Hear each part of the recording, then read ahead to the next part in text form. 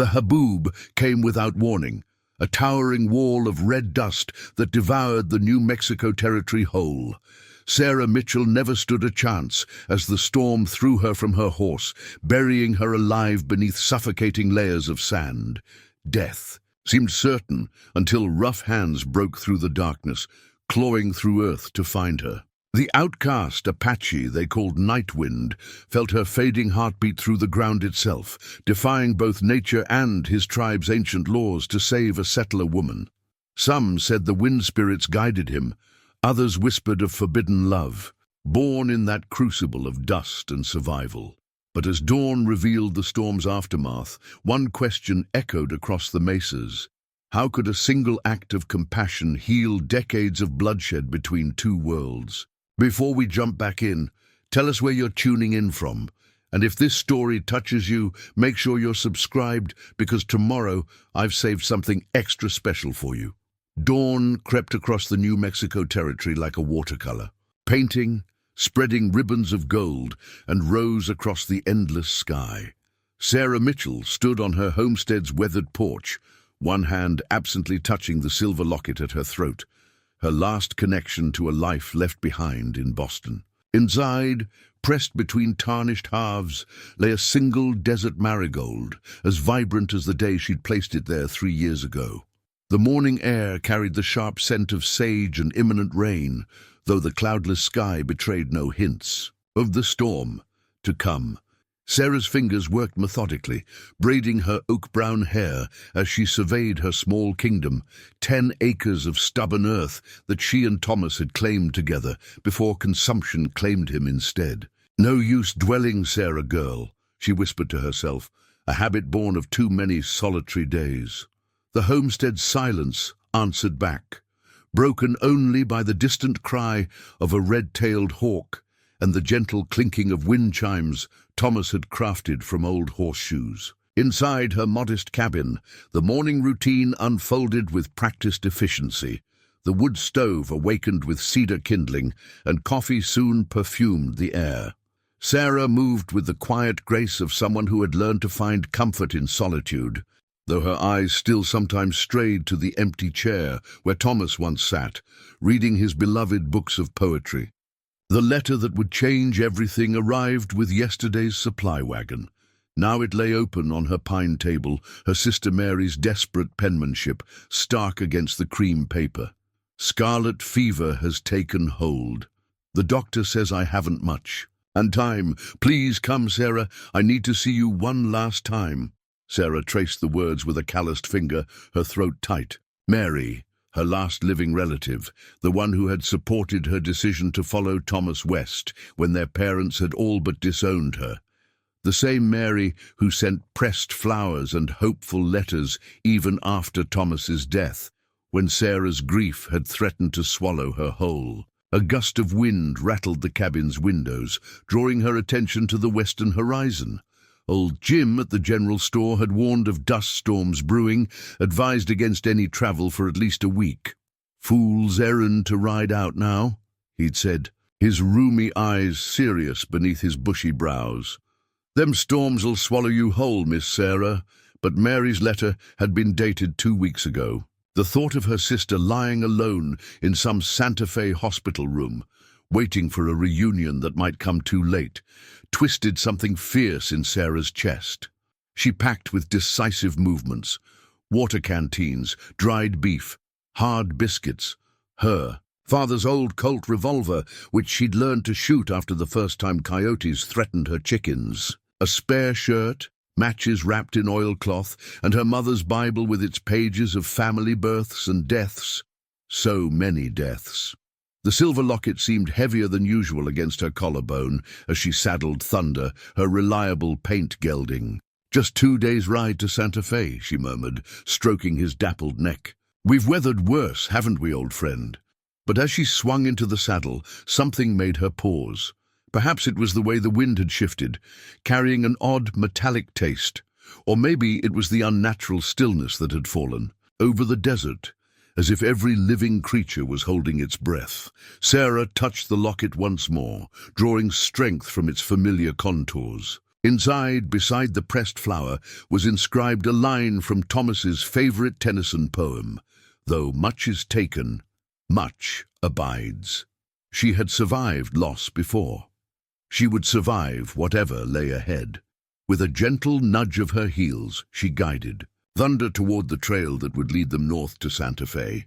Behind her, the morning sun cast her shadow long across the desert floor, stretching it until it seemed to touch the distant mesas where, unknown to her, another solitary figure was about to begin their day's journey.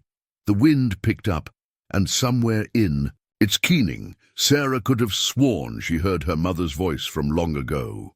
"The desert gives, and the desert takes, child. Best make your peace with both." Nightwind woke before the sun, as he had every day since his exile. In the pre-dawn darkness, he sat cross-legged atop the highest point of the mesa, his medicine pouch open before him. Within lay the sacred items that marked his contradiction: a bone whistle carved by his grandfather, the last medicine man to walk between worlds, dried sage and cedar wrapped in trade cloth, and a single brass button from a cavalry officer's coat, a reminder of the choice that had cost him everything. The old ones said the wind spirits spoke clearest in the hours before dawn. Nightwind lifted his grandfather's whistle, its surface worn smooth by generations of prayers. The note it produced was barely audible, a thread of sound that seemed to weave itself into the desert's breathing. He closed his eyes, feeling the vibrations travel through the earth beneath him, carrying messages only those trained in the old ways could interpret. Today, the messages were urgent. Something was coming, something that would test the boundaries between all he had been taught and all he had chosen to become.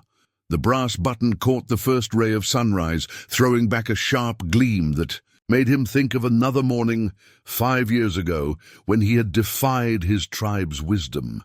They had found the cavalry patrol half dead from thirst, their horses long since collapsed. The tribe's law was clear: let the bluecoats perish, as they had left so many of Nightwind's people to perish. But in the young lieutenant's fever-bright eyes, Nightwind had seen something of his own brother, lost in a raid 3 summers before. Instead of passing by, he had shared his water, guided them to a hidden spring. The tribe's punishment had been swift. "You choose their ways over ours," the Council of Elders declared, "then walk their path apart from us." His father, face etched with shame, had turned away. His mother had pressed the medicine pouch into his hands with trembling fingers, whispering, "The spirits do not recognize the boundaries of men."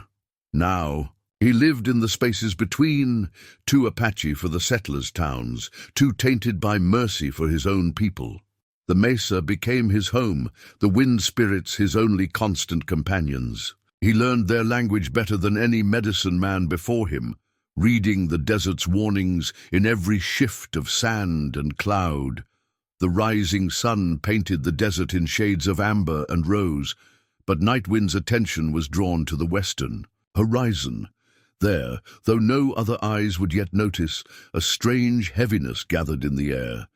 His fingers found the brass button, rubbing its surface as he had countless times before. The wind spirits were restless today, their whispers carrying notes of warning he hadn't heard since the great storm that had claimed 3 families 2 summers past. Moving with the deliberate grace that had earned him his name, Nightwind began his morning ritual. He braided his long black hair, weaving in a single eagle feather, not as a warrior's rite, but as a reminder of his grandfather's teachings about pride and humility walking hand in hand. The worn cavalry button he threaded onto a leather cord and hung around his neck, its weight familiar against his chest. His horse, a paint mare he called Ghost for her ability to move silent as a shadow, grazed nearby. Like him, she was caught between worlds, bred from cavalry stock but trained in Apache ways. She lifted her head as he approached, nickering softly. The mare's ears suddenly pricked forward, her nostrils flaring at something in the wind that Nightwind had already sensed. "Yes," he murmured in Apache, gathering his few possessions. Storm comes. A big one. But there was something else. Something that made the bone whistle in his medicine pouch hum with an energy he hadn't felt before. The wind spirits were trying to tell him something more. Ghost stood steady as Night Wind mounted, her muscles tense with shared anticipation. Together, they descended the mesa's winding path, following game trails that would lead them west, toward whatever message the spirits were so insistent he receive. In the distance, he caught sight of a lone rider on a paint horse, heading north. On the Santa Fe Trail, something about their solitary figure against the vast desert made his grandfather's whistle hum again. The brass button felt suddenly heavy against his chest, a reminder that choices made in mercy, no matter their cost, had their own power. As Ghost picked her way across the desert floor, Night Wind remembered his mother's last words to him. The spirits choose their own vessels. Sometimes it is only in losing our place that we find our purpose. The morning sun climbed higher, but the western sky continued to darken with unnatural speed. Night Wind touched the medicine pouch, feeling the reassuring presence of sage, cedar, and bone. Whatever lay ahead, he would meet it as his grandfather had taught him, with one foot in the physical world and one in the spirit world, ready to bridge the gap between what was and what could be. By mid-morning, the sun had turned from gold to brass, its light filtering through an atmosphere that seemed to thicken with each passing hour. Sarah kept Thunder at a steady pace, though the horse's ears flicked back and forth with increasing agitation. The trail wound through a landscape of rust-colored rock and stubborn sage, each mile marked by the skeletal remains of long-dead cottonwoods. She pulled up short at the sight of fresh tracks crossing the trail, unshod hooves, the mark of an Indian pony. Her hand instinctively moved to the colt at her hip, but the tracks led west, away from her path. Still, their presence made her think of the stories whispered in town, of an Apache who rode the boundaries between settled land and tribal territory, who some called a ghost and others a guardian. Superstitious nonsense, Sarah muttered, though she found herself scanning the rocky outcrops that lined the trail. The wind had picked up, carrying with it a metallic taste that made Thunder snort and dance sideways. When she turned to look, behind her, her breath caught in her throat. The western horizon had vanished behind a wall of red-brown dust that seemed to touch the sky itself.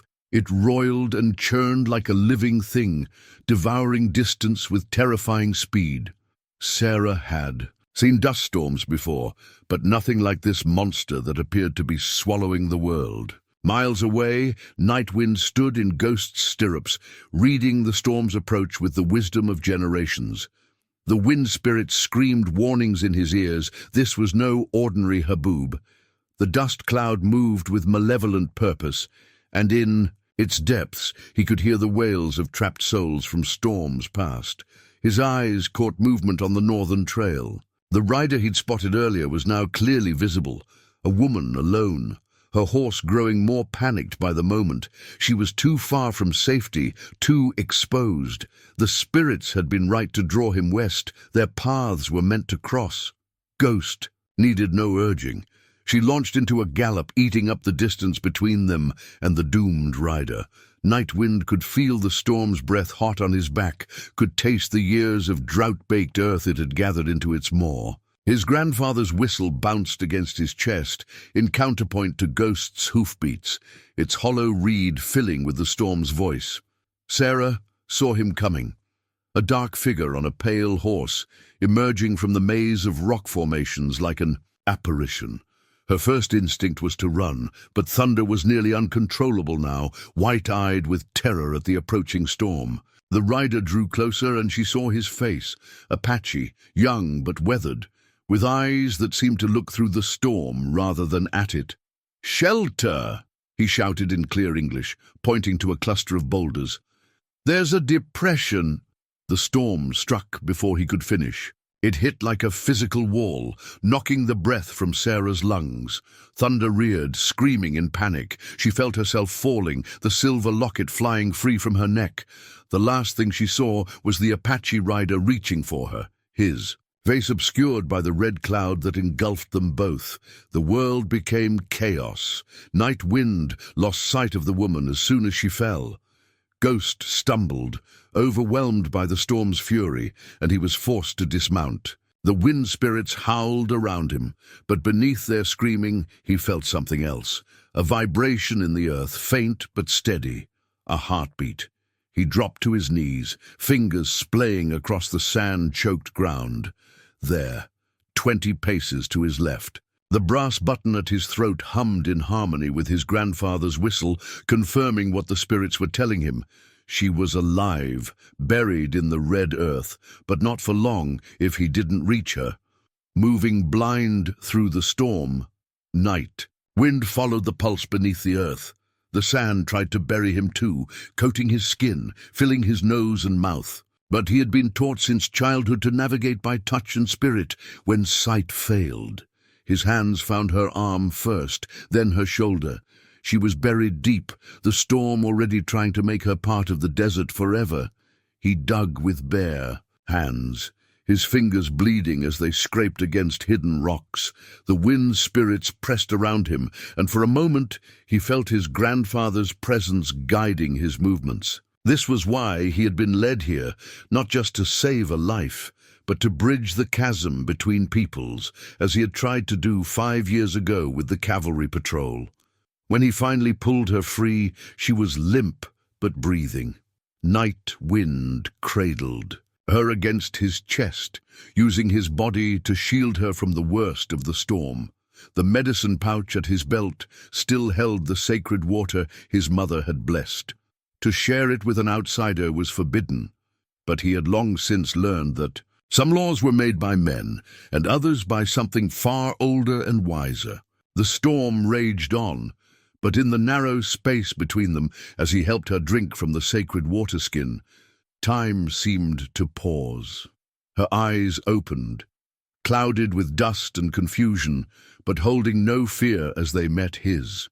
In that moment, with the wind spirits whirling around them like dancers at a ceremony, Night Wind felt the boundaries between his worlds shift once again. Thunder and Ghost had found each other in the storm, taking shelter in the lee of the boulder cluster. The horses' shared warmth and presence seemed to calm them both, a lesson in survival that knew nothing of the divisions between their riders. As the woman, Sarah, she would later tell him, drifted between consciousness and dreams, Night Wind began to sing the healing songs his grandfather had taught him. The ancient words rose above the storm's fury, and somewhere in the swirling red darkness the wind spirits joined in, adding their own harmonies to the song of two souls brought together by desert winds and destiny. The storm transformed minutes into eternities. In the shallow cave formed by the leaning boulders, Sarah drifted between worlds, wrapped in the strange comfort of ancient songs she didn't understand. Her throat burned with each breath, but the water she had been given seemed to carry its own kind of medicine, clearing not just her dust-clogged airways, but something deeper, some fear she hadn't known she carried. When awareness finally returned, in full, she found herself propped against sun-warmed stone, a leather medicine pouch tucked beneath her hands. The Apache sat cross-legged at the cave's mouth, his silhouette sharp against the continuing storm. He was rolling something between his fingers, a brass button that caught what little light filtered through the dust. "You saved my life," Sarah said, her voice rough as sand. The words felt inadequate against the weight of what had happened, but they were all she had. He turned, and she saw his face clearly for the first time, young, but with eyes that held decades of understanding. A single eagle feather hung from his braided hair, and around his neck she noticed more brass buttons strung on a leather cord. "The spirits led me here," he replied in perfect English, though his accent carried the rhythms of his native tongue. "They speak through the wind, if you know how to listen." Sarah should have dismissed such talk as pagan superstition. That's what her father would have done, what most settlers would expect. But she had felt something out there in the storm when this stranger's hands had pulled her from her sandy grave, something that defied the neat categories of her Eastern upbringing. "They call you Night Wind," she said, remembering the whispered stories from town. "They say you ride the boundaries." A slight smile touched his lips. "They say many things, some true, some born of fear." He held up the brass button. "Like this. To my people, it marks me as a traitor. To yours, it's a reminder that not all bridges must be burned." The story emerged slowly, carried on the wind's voice that still howled outside their shelter, how he had saved a cavalry patrol, defying tribal law, how that act of mercy had cost him his place among his people, how he had chosen to live in the spaces between, guided by older laws than those of either tribe or territory. Sarah found herself sharing her own story in return. Thomas's death, the lonely years that followed, and now Mary's desperate letter, drawing her toward Santa Fe. As she spoke, she realized she had lost her mother's locket in the storm, and her hand flew to her throat. "A silver thing with a flower inside?" Nightwind asked. When she nodded, he reached into his medicine pouch and withdrew it, sand scoured but intact. "The wind spirits brought it to me before I found you. They know what we need to keep."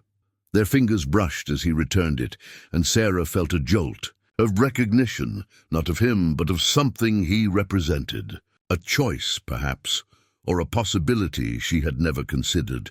The storm's voice changed, becoming less fury and more lament. Night Wind cocked his head, listening with that otherworldly focus she was beginning to understand. "It will pass soon," he said, "but its message remains." "What message?" He met her eyes. "That survival often comes from unexpected quarters, that the boundaries we draw are sometimes less real than the hands that reach across them." Thunder and Ghost shuffled closer to the cave's entrance, their distinct coat patterns blending in the dust-filtered light. The horses had found their own peace with difference, Sarah realized. Perhaps they were wiser than their human counterparts. "My sister," Sarah said suddenly, remembering the urgency that had driven her into the storm's path. "She's dying in Santa Fe. I have to—" "We will reach her," Night Wind interrupted with quiet certainty. "The storm has changed paths, but not purposes. I will show you a way through Apache lands, faster than your trail, though few settlers know it exists." "Why would you help me?" The question escaped before she could consider its implications. "After what my people—" "Because the wind spirits did not save you just to let you fail," he said simply. "And because every act of kindness plants a seed that might grow into something stronger than the walls we build." He opened his medicine pouch again, removing a bone whistle that seemed to hum even in the storm's diminishing fury. "My grandfather," and taught me that healing comes in many forms. Sometimes it is medicine for the body. He touched the sacred water skin at his belt. "Sometimes it is medicine for the soul." The whistle gleamed dully in his palm. "And sometimes it is the medicine of broken barriers, of new paths carved through old hatreds." Sarah touched her locket, feeling the pressed desert marigold within, a flower that had taken root in hostile soil, blooming despite all odds. Perhaps she and Night Wind were not so different. Both living in spaces between, both seeking something larger than the boundaries others had drawn for them. The storm's voice fell to a whisper, and in its wake a different kind of silence emerged. Not the empty quiet of her lonely homestead, but something alive with possibility. Through the settling dust, the first rays of sun began to pierce their shelter, painting patterns that ignored all human divisions of race and creed. Night Wind rose with fluid grace, offering her his hand.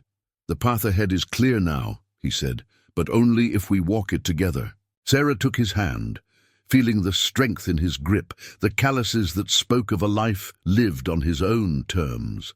Outside, the desert was being remade, storm-sculpted into new formations that would challenge all maps and assumptions. including, perhaps, her own. The desert after a storm was a different world, scoured clean and reshaped. Dunes had shifted like waves frozen in mid-motion, revealing ancient pottery shards and the bleached bones of creatures long extinct. Sarah rode beside Nightwind as he led them along paths invisible to her eyes, marked by signs she would have passed without noticing. A certain arrangement of rocks, the way a juniper's branches bent, shadows that told stories to those who knew their language. "My grandfather called these spirit trails," Nightwind explained, Ghost picking her way sure-footed through a narrow canyon. "The old ones walked them in dreams before marking them in the waking world. They say the wind spirits taught them where to place each stone." Sarah found herself studying his profile against the newly washed sky, noting how he sat his horse with a harmony she'd never seen before, as if man and mount were one creature, guided by the same invisible currents. The brass buttons at his throat caught the sunlight, chiming softly with Ghost's movement. "The cavalry buttons," she ventured, curious about the story behind each one. "The patrol you saved. They gave them to you." A shadow crossed his face, but not of pain, more like the passing of a memory that had lost its power to wound. "The young lieutenant did, before they rode east. Said every button was a life saved, a debt marked." He touched one gently. "But debts between peoples are not so easily counted or paid." They rode in silence for a time, the horses' hooves raising small puffs of dust that dissipated in the purified air. Sarah's locket bounced against her collarbone, and she found herself thinking of Thomas, not with the usual sharp grief, but with a strange new perspective. He had taught her to see beauty in this harsh land, but always from a settler's view.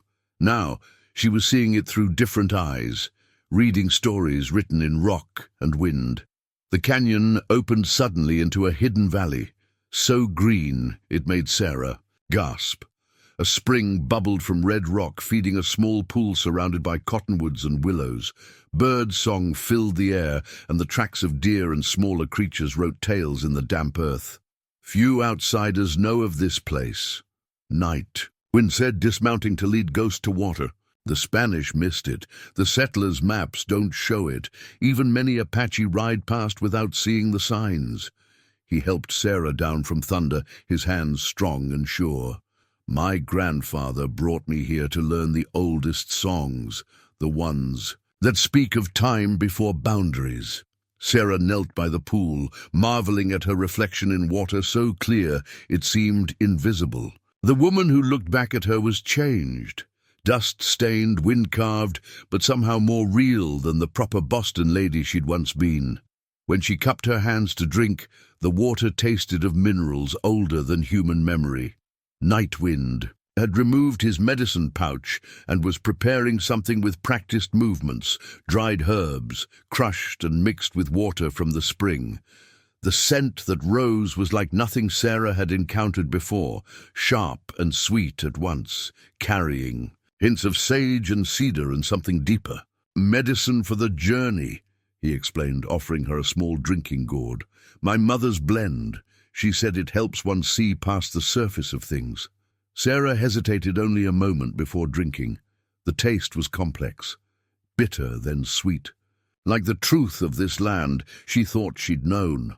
As they sat in the shade of the cottonwoods, sharing dried meat and the last of her hard biscuits, Nightwind spoke of his mother, a healer who had seen past tribal laws to a wider wisdom. "She knew I would have to leave," he said. "Even before I saved the patrol, said some must walk between worlds to keep them from drifting too far apart." His fingers traced patterns in the dust. "But she also knew the cost. To be neither fully one thing nor another is to live always in twilight. Like this valley," Sarah said, understanding coming clear as the spring water, hidden from both worlds, but essential to both. He looked at her with surprise that mellowed into appreciation. Yes, exactly like that. The afternoon light shifted, painting the canyon walls in deepening gold. They would need to ride on soon. Sarah's worry for Mary was a constant presence, but For this moment, time seemed to pool like the spring water, offering reflection. "My father would say, 'I'm consorting with a savage,'" Sarah said quietly, watching a red-tailed hawk circle overhead. "Your people might say you're betraying them by helping me." "And what do you say?" Nightwind's question carried no judgment, only genuine curiosity. Sarah touched her locket, thinking of the desert marigold preserved inside. "I say that flowers don't care what ground they grow from, only that it gives them strength to bloom." She met his eyes. "And I say that maybe we don't get to choose what the spirits ask of us, only how we answer." Something shifted in Nightwind's expression. Surprise again, but deeper. He reached for his grandfather's whistle, its bone surface glowing with borrowed sunlight. The old ones taught that wisdom comes most clearly in unexpected voices. His smile held a hint of wonder. Perhaps they knew more than they said about pale-skinned women who speak of flowers and spirits. The moment stretched between them, filled with possibilities neither had words to name. Then a wind stirred the cottonwoods, carrying a reminder of their purpose. Nightwind rose, offering his hand once more. "We should ride," he said. "There's a place we can shelter tonight, half a day's journey north. From there I can show you paths that will take us to Santa Fe in less than 2 days." As they mounted up, Sarah noticed how naturally she had accepted his us, how quickly the space between them had shifted from wary distance to something like trust. The brass buttons caught the sun again, and she wondered if perhaps they marked not just lives saved, but bridges built, each one a small victory over the fear that kept peoples apart. They rode out of the hidden valley single file, following a trail that seemed to appear just as they needed it. Behind them, the spring continued its ancient song, witnessed only by the wind spirits that had brought them to its waters. Ahead, the desert opened wide, offering paths that existed somewhere between memory and dream, waiting to be walked by those brave enough to cross the boundaries of their own understanding. Twilight gathered in the hollows of the land, like purple smoke as Nightwind led them to a natural alcove carved into the face of a towering mesa. Ancient handprints decorated the rock walls, red ochre signatures left by people long vanished. Above them, swallows darted and swooped, their wing beats a percussion against the desert's evening silence. "My people didn't make these marks," Nightwind said, helping Sarah gather dry scrub for a small fire. "They were left by the ancient ones, who knew secrets of water and wind that even the oldest songs have forgotten."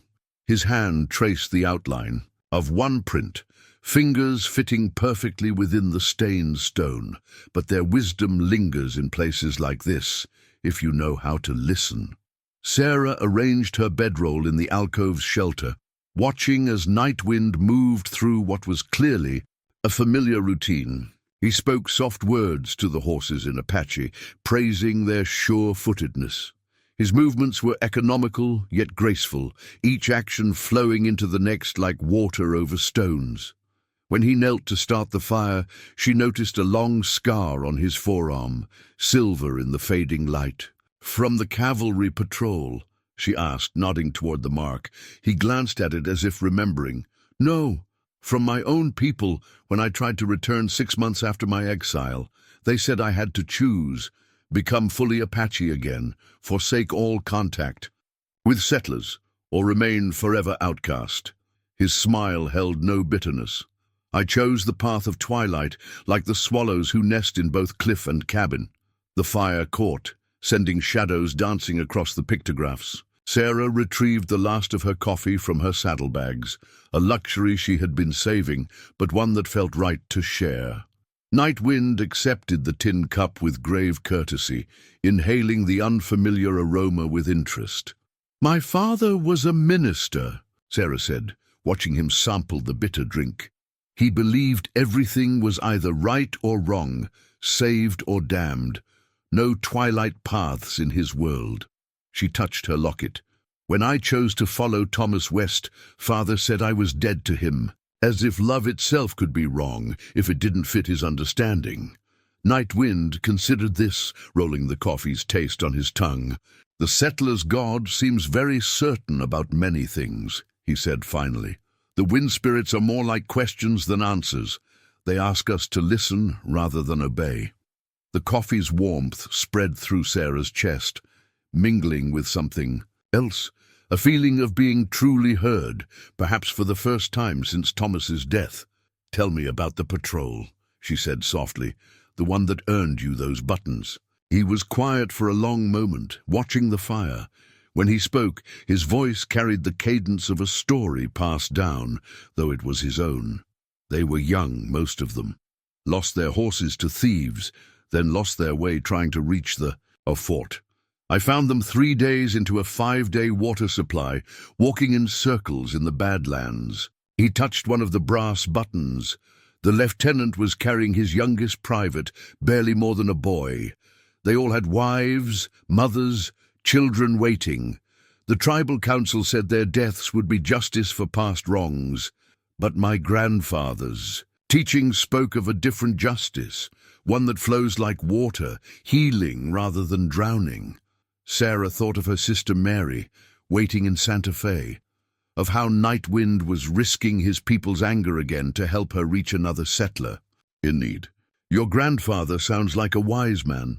He died the winter before the patrol," Nightwind said, adding fuel to the fire. "But sometimes I feel him in the wind, approving or cautioning. He taught me that wisdom is not owned by any one people. It blows where it will, like seeds in autumn." The swallows had settled for the night, but other voices filled the darkness. Coyotes singing their ancient songs to the rising moon, nighthawks diving for insects, the endless whisper of wind through stone.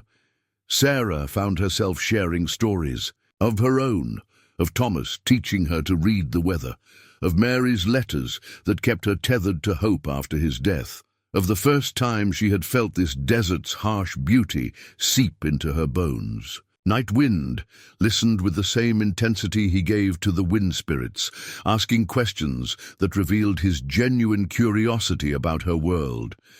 When she described Boston's crowded streets and tall buildings, he didn't dismiss them as other Apache might have, but tried to understand what such a life would mean. "Your people build walls against the sky," he mused.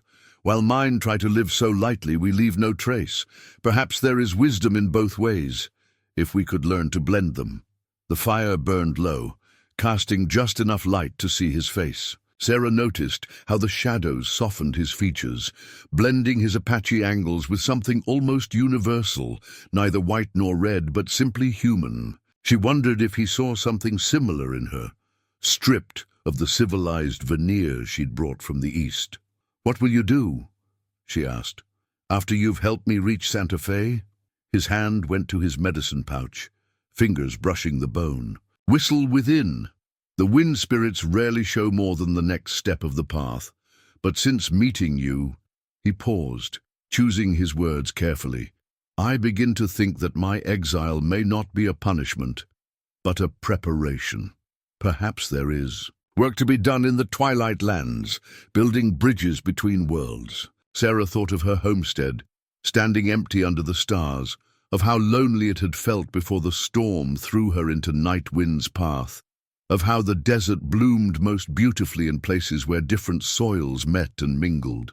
"The Twilight Lands need not be walked alone," she said quietly, surprising herself with the words even as they left her lips. The fire crackled, sending a spiral of sparks toward the star-filled sky. Nightwind's eyes met hers across the flames, and in them she saw the same recognition that had passed between them in the storm, of two souls meant to find each other, though all the laws of men said otherwise.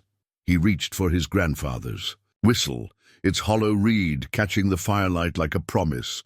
"Among my people," he said, "the most sacred songs are those sung in harmony." The whistle's note rose pure and clear into the night, and Sarah could have sworn the wind itself paused to listen.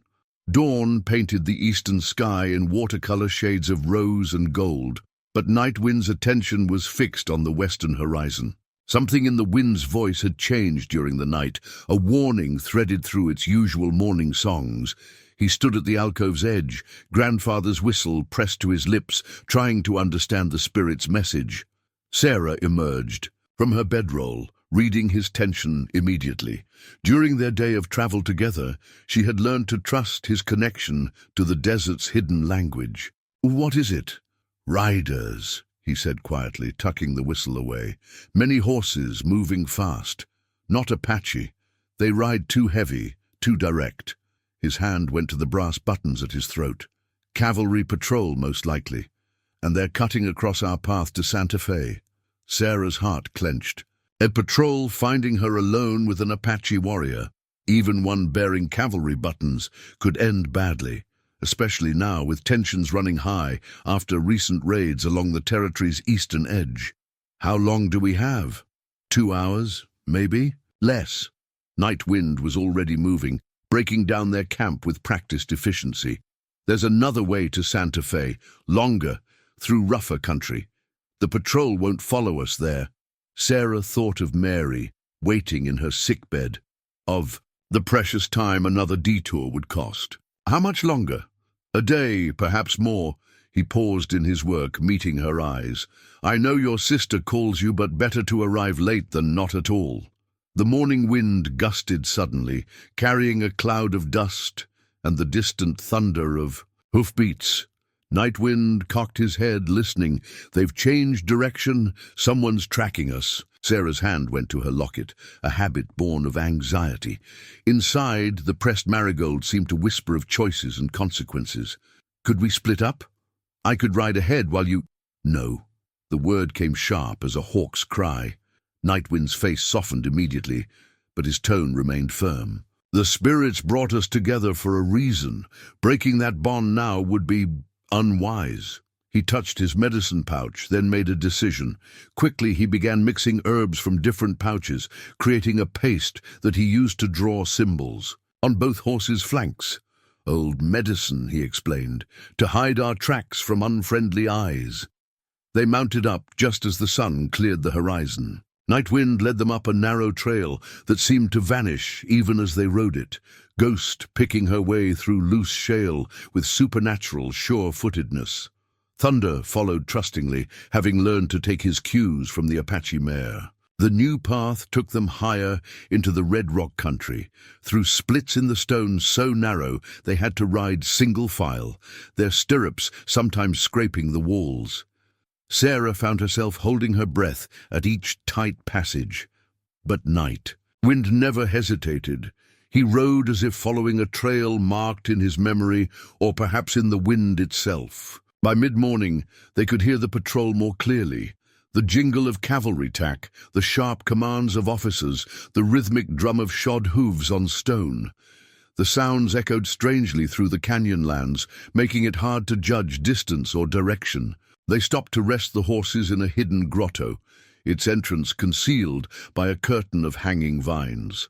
A tiny spring dripped musical notes into a stone basin, the water sweet and cold. Night Wind stood watch while Sarah refilled their canteens, his entire body alert as a deer sensing predators. "They're not just passing through," he said finally. "They're hunting. Someone saw us yesterday, despite the spirit trails." His hand went to the brass buttons. "Perhaps a trader or a lone settler. Word spreads fast out here, and not everyone believes in twilight paths." Sarah remembered the stories whispered in town about Night Wind, not all of them kind. Some called him a witch, others a traitor to both peoples. Few understood the choice he had made to walk between worlds. Even fewer would understand her growing feelings for him, or the way he had shown her a deeper truth about this land she thought she knew. "What will they do if they find us?" Nightwind's smile was grim. "Best not to find out. The lieutenant who gave me these buttons is long gone. His replacement is a man who sees only in black and white. No room for those who walk the twilight." Lands. A shaft of sunlight penetrated the grotto's green shadows, catching the silver of Sarah's locket. She opened it, looking at the preserved flower that had survived storm and journey. Like the marigold, she and Nightwind had found a way to bloom in unlikely soil. She would not let fear of others' judgment uproot what was growing between them. Then we ride, she said, closing the locket with a decisive click. Show me your rougher path. His eyes held hers for a long moment, reading the determination there. Then he nodded, reaching for his grandfather's whistle. The note he played was different this time, not a question to the spirits, but a declaration. The wind answered immediately, stirring the vines that hid their shelter. They rode out into country that seemed to defy passage, a maze of slot canyons and towering hoodoos, where the very stone appeared to shift and change in the harsh sunlight. Night wind led them through spaces that seemed to exist between one breath and the next, following signs Sarah could barely perceive. The angle of a shadow, the flight pattern of a raven, the way certain rocks had been arranged by long dead hands. The patrol sounds faded and returned throughout the day, like waves on an invisible shore. Sometimes they seemed nearly upon them. Other times they disappeared completely. But always they remained a presence in the background, a reminder of the world's harsh judgments waiting to intrude on their sanctuary of understanding.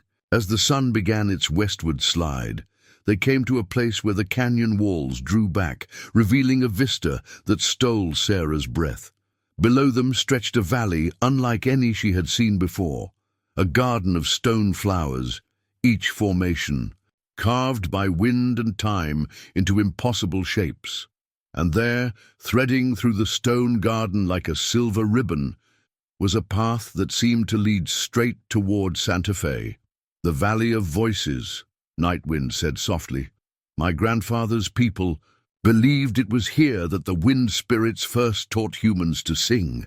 The Apache avoid it, saying it belongs to older powers. The settlers haven't found it yet. He turned to her, his face grave. Once we enter, there's no turning back. The valley has its own laws, its own songs. Are you ready? Sarah looked at the stone garden waiting below, then at the man beside her, neither fully Apache nor fully outcast, but something new and necessary. Like the valley itself, he represented a path between known ways, a bridge across ancient divisions. I'm ready, she said, and was surprised to hear music in her own voice, as if the valley's songs were already reaching out to welcome them. Descending into the Valley of Voices was like entering a dream. The stone formations cast shadows that moved independently of the sun, and the wind seemed to carry fragments of ancient conversations, whispered prayers, lovers' promises, warriors' last breaths. Ghost and thunder moved with unusual care, their hooves making no sound against the strange, glassy earth. The old ones say this valley was born from a star that fell when the world was young, Nightwind said, his voice barely above a whisper. Its heat turned sand to glass and taught the winds to sing. He drew out his grandfather's whistle but didn't play it. Listen. Sarah closed her eyes, letting her other senses expand to fill the silence. At first, she heard only the usual desert sounds, the whisper of wind, the distant cry of a hawk. But gradually, other notes emerged. A deep thrumming from the earth itself, a high crystalline chiming from the stone flowers, and underneath it all, a sound like distant voices singing in a language older than words. I hear it, she breathed, opening her eyes to find Nightwind watching her with quiet pride. It's like a choir in a cathedral, but wilder, freer. He nodded, pleased by her understanding. Most settlers can't hear it at all. They ride through hearing nothing but their own thoughts. His hand went to the brass buttons at his throat. The lieutenant who gave me these. He heard it. That's why he understood about the patrol, about mercy being stronger than law. They rode deeper into the valley, following a path that seemed to create itself before them and vanish behind them. The stone flowers grew larger, their petals carved by millennia of wind into shapes that defied nature's usual patterns. Some seemed to bend toward the riders as they passed, while others appeared to whisper among themselves. Sarah's locket grew warm against her skin, and when she opened it, the pressed marigold inside seemed more vivid than before, as if the valley's strange energy was awakening something in its dried petals. Thomas would have loved this place, she said softly. He always said there was magic in the desert if we could just learn to see with different eyes. Nightwind guided Ghost closer to Thunder, near enough that his knee brushed Sarah's in passing. Your husband was wise for a settler. Perhaps he too walked twilight paths without knowing their names. He paused, listening to something in the wind. The valley is speaking of him now. Can you hear? Sarah listened again, and this time, beneath the ancient choir, she caught what might have been Thomas's laugh, the sound of his poetry readings by candlelight, the soft way he used to say her name. Tears sprang to her eyes, but they weren't the bitter tears of grief. Something in the valley's song was transforming her memories, turning loss into a different kind of presence. The voices don't just echo the past, Nightwind explained, watching her face.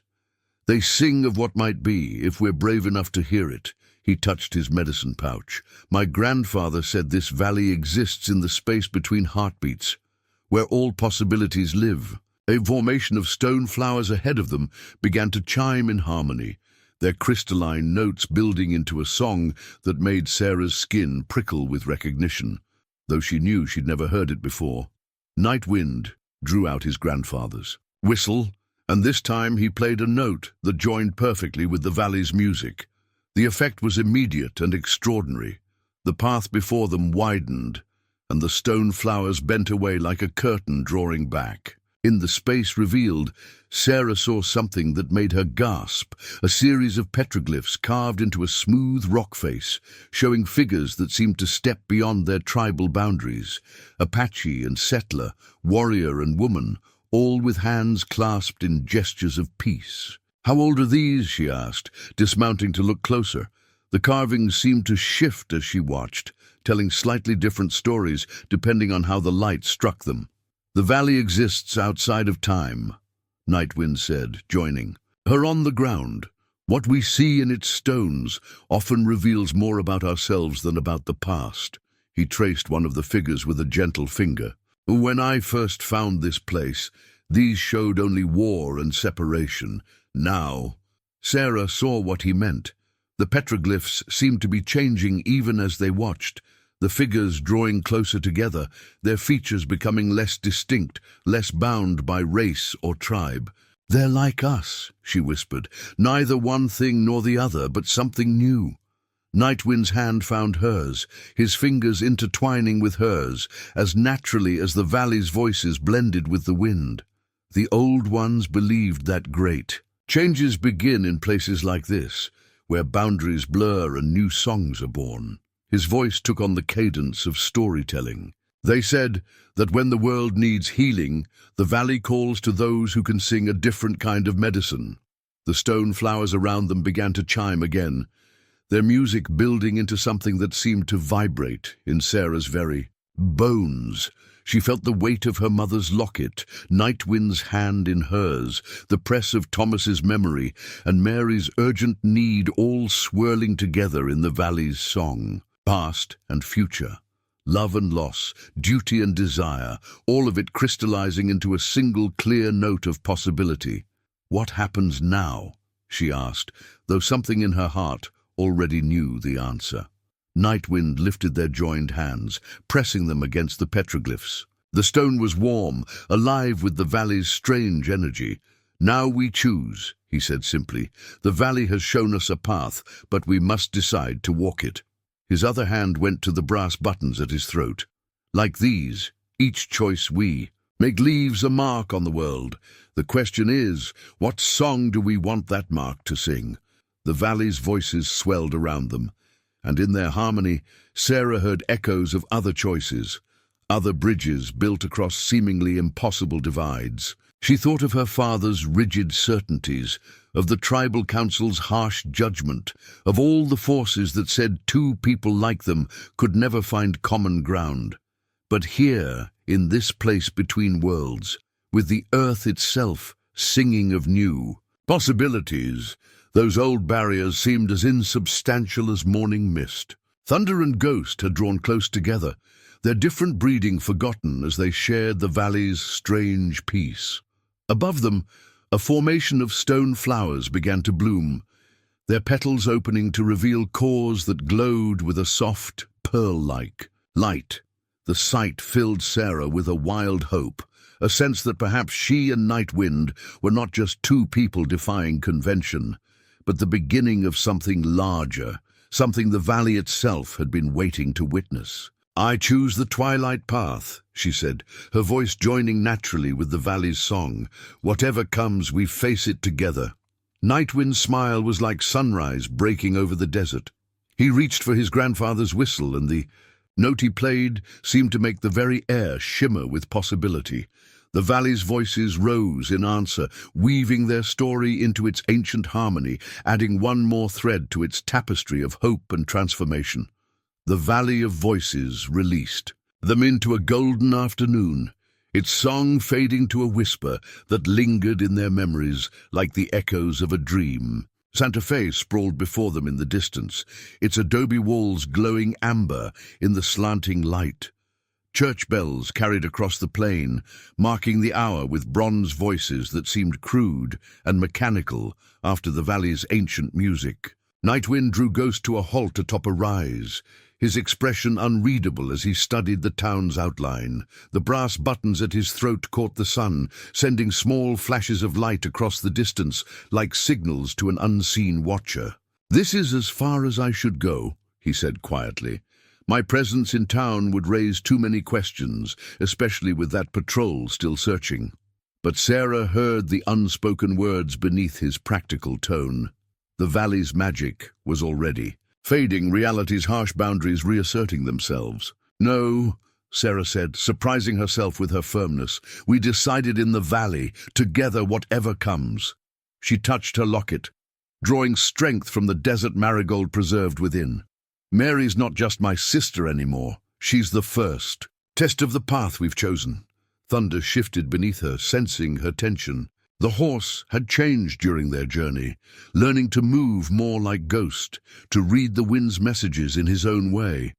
Sarah felt similarly transformed, as if the valley's song had awakened something in her that could never again sleep.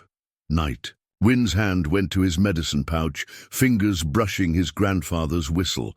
"The valley showed us possibilities, yes, but the world out here may not be ready for such changes." His eyes met hers, concern mixing with something deeper. "Your reputation." "My reputation?" Sarah's laugh held an edge of desert wildness. "I'm already the widow who lives alone on the edge of Apache territory, who trades with Mexican merchants and learns their language, who refuses to remarry good Christian men from town." She guided Thunder closer to Ghost. "What's one more boundary crossed?" A smile touched Nightwind's lips, though his eyes remained serious. "And what of your sister? She lies sick, perhaps dying. To bring an Apache to her bedside." "Mary's different," Sarah interrupted. "She's the one who supported my marriage to Thomas when everyone else called him a fool for wanting to farm the desert. She's the one who wrote to me of peace between peoples, while others wrote only of raids and revenge." She paused, remembering her sister's last letter before the one announcing her illness. She once wrote that the territory's healing would come through unexpected doorways, through hearts brave enough to see past fear. Night Wind considered this, his fingers moving to the brass buttons one by one, as if reading their history. So we must be careful. The patrol may have messengers in town already, and there are always eyes watching, tongues ready to spread word of strange partnerships." As if to emphasize his point, a dust cloud rose from the Santa Fe trail, riders approaching at speed. Night Wind instantly guided Ghost behind a stone outcropping, Sarah following with Thunder. They watched as a cavalry scout rode past below, their position heading toward town with the purposeful haste of someone carrying news. "They're closing the net," Nightwind murmured. "They know we're near." He turned to Sarah, his face grave. "There's still time to find another way. I could wait in the hills while you—" Sarah silenced him by reaching across the space between their horses and taking his hand. His skin was warm against hers, calloused from years of riding the wind paths.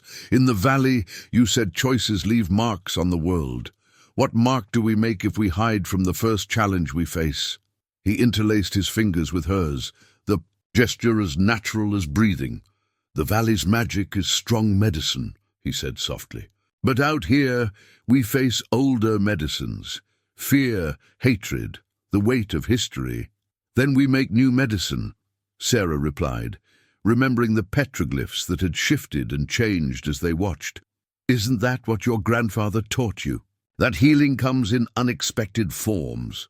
Nightwind's free hand went to his throat, touching the brass buttons that marked his first choice to cross boundaries. He also taught that the bravest medicine is the kind that changes hearts. He smiled suddenly, the expression transforming his face. And perhaps that is what the wind spirits have been preparing us for all along. Sarah felt something shift in the air between them, like the moment in the storm when he had found her buried in red earth. The valley's song seemed to whisper in her memory, weaving together with the church bell's bronze notes into something new, neither fully one nor fully the other, but a harmony all its own.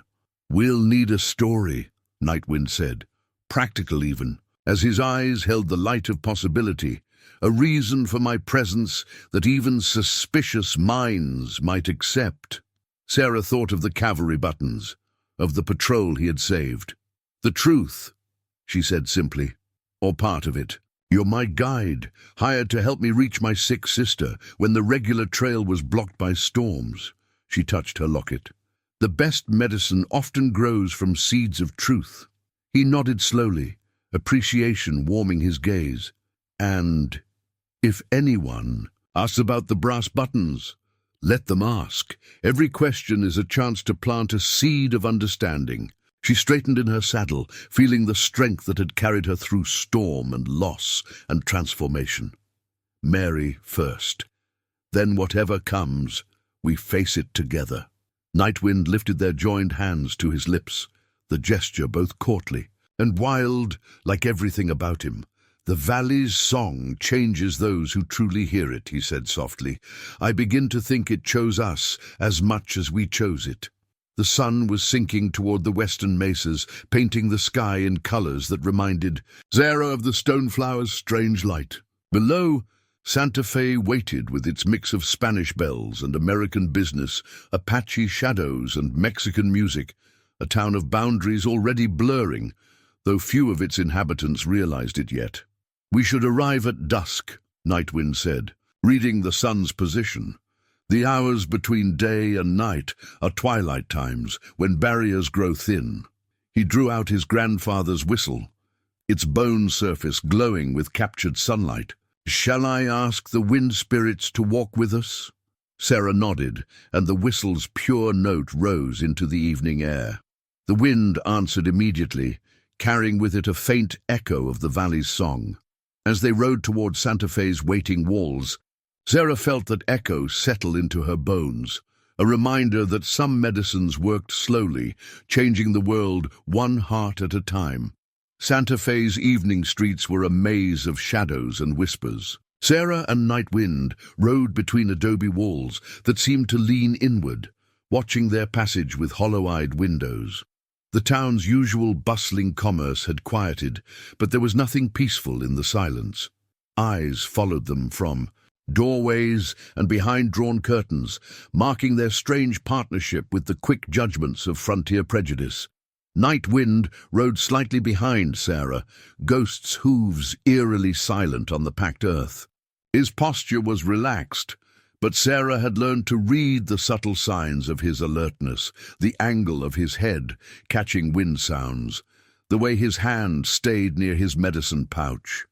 The brass buttons at his throat drew suspicious glances from the few pedestrians they passed.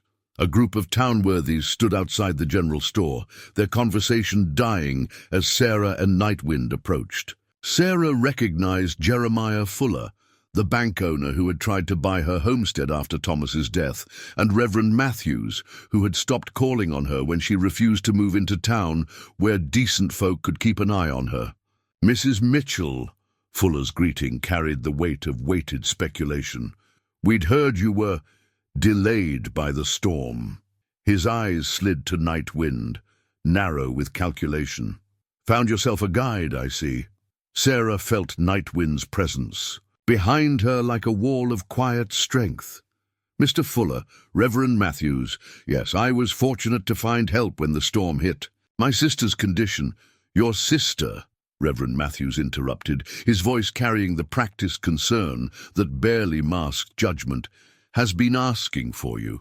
Though perhaps given your choice of companion, it would be better if you waited until—" "Until what, Reverend?" The words came sharp as arrowheads. "Until she dies without seeing me, or until I find an escort more suitable to town sensibilities." Sarah touched her locket, drawing courage from the valley's lingering song in her memory. "Night Wind saved my life in the storm. He's earned more respect than—" "Night Wind!" Fuller's interruption carried a new note of recognition. "The renegade. The one they say practices witch. The one who saved a cavalry patrol from dying of thirst," Night Wind said quietly, speaking for the first time. His voice was calm, carrying neither defense nor challenge. "As the buttons they gave me can testify." He touched one of the brass discs. "Lieutenant Morrison's patrol 2 summers ago. You can send to Fort Union to verify, if you wish." The mention of Morrison's name caused a subtle shift in the men's stance. The lieutenant had been popular in Santa Fe before his transfer east. Fuller and Matthews exchanged glances, heavy with reassessment. A new voice joined the conversation. Old Dr. Garcia, emerging from his office across the street. His lined face carried the wisdom of decades, treating everyone from American settlers to Apache warriors. "Senora Mitchell, your sister has been calling for you." His dark eyes took in the situation with practiced assessment. "And you, Senor? Night Wind, is it?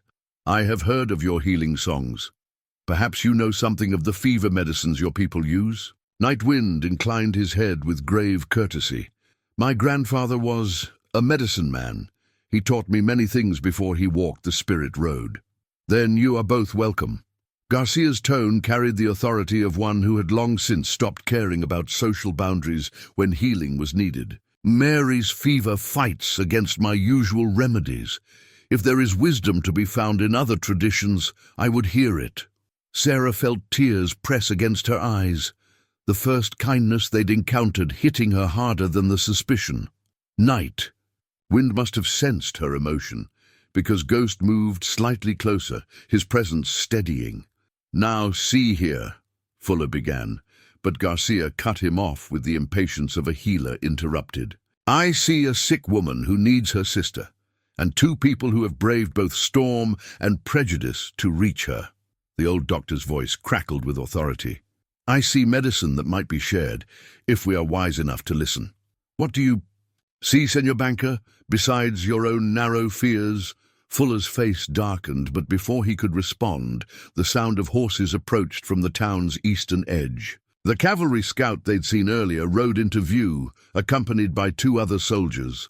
Their eyes locked onto Night Wind's distinctive figure, recognition and purpose clear in their posture. "Inside," Garcia said quickly, gesturing to his office's side door. "The patrol has been asking questions since morning, but they cannot interfere with a doctor's business. Quickly now." Sarah felt Night Wind's hesitation, not fear, but calculation. His hand brushed the bone whistle in his medicine pouch, and she knew he was weighing options. Listening to the Wind's counsel, she made the decision for both of them, turning Thunder toward Garcia's door.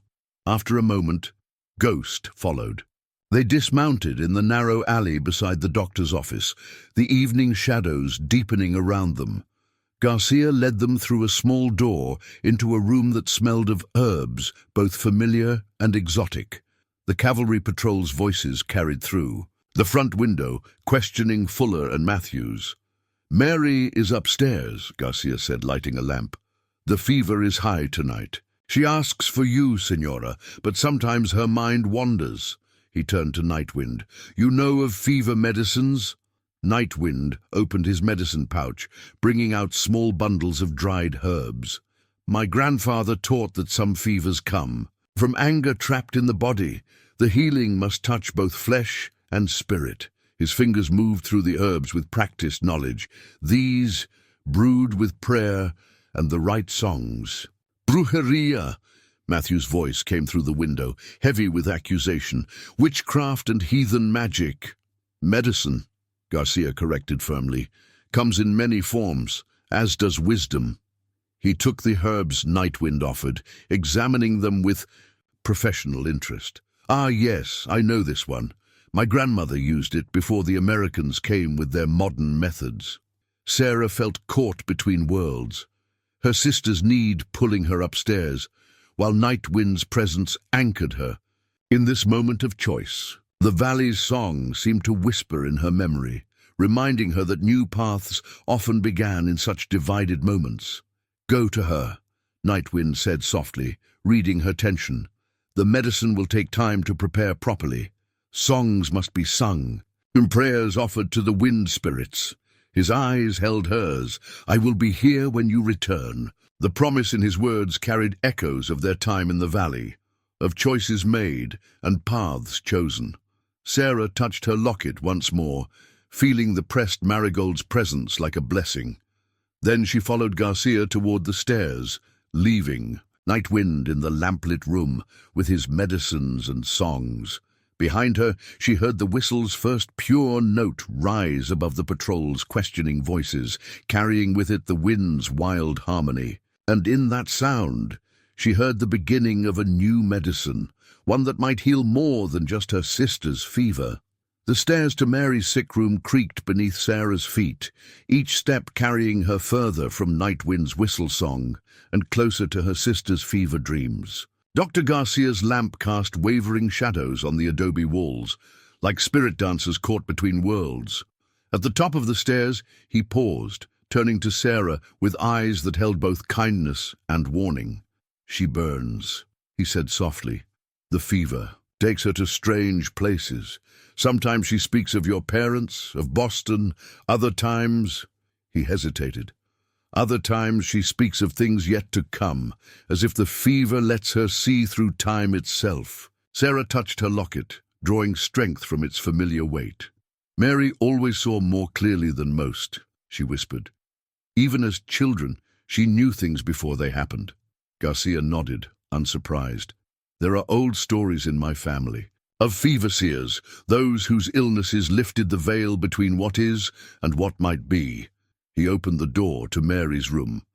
Perhaps that is why the wind brought you an Apache healer.